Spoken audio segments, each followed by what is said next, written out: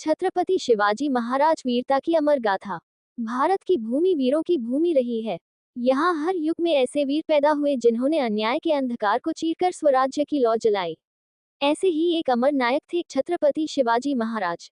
उनका जीवन केवल तलवार की कहानी नहीं, बल्कि एक आदर्श, साहस, बुद्धिमत्ता और न्याय की गाथा है। शिवाजी का बचपन सन 1630 की बात है।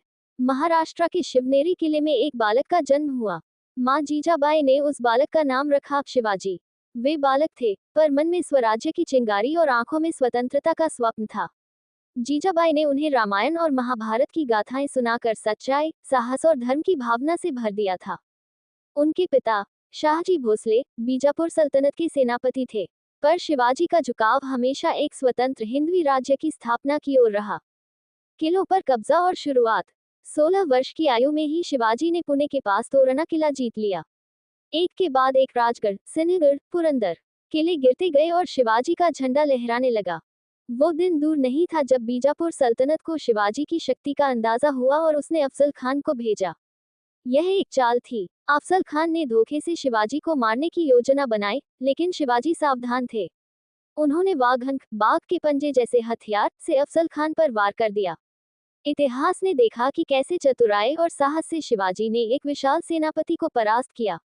मुगलों से टक्कर। अब मुगल सम्राट औरंगजेब की नजरें शिवाजी पर थीं। उसने मिर्जा राजा जयसिंह और औरंगजेब की सेना भेजी।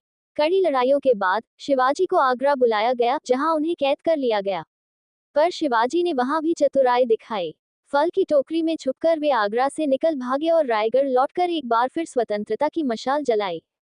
राज्याभिषेक और स्वराज्य 1674 का वर्ष शिवाजी महाराज का राज्याभिषेक। रायगढ़ किले पर भव्य समारोह हुआ।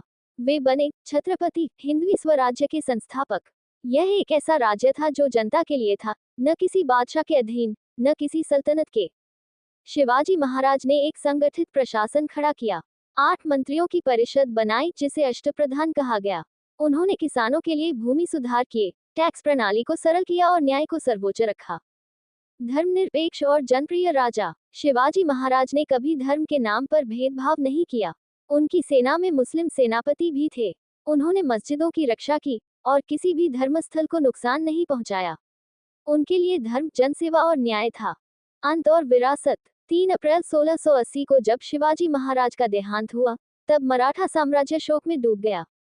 पर उनके द्वारा रोपे गए स्वराज्य के बीज पेड़ बनकर फले। उनके पुत्र संभाजी और फिर पेशवाओं ने मराठा साम्राज्य को भारत के कोने कोने तक पहुंचाया। उपसंहार कर्व के साथ। आज भी जब हम छत्रपति शिवाजी महाराज का नाम लेते हैं, हमारी छाती गर्व से फूल जाती है।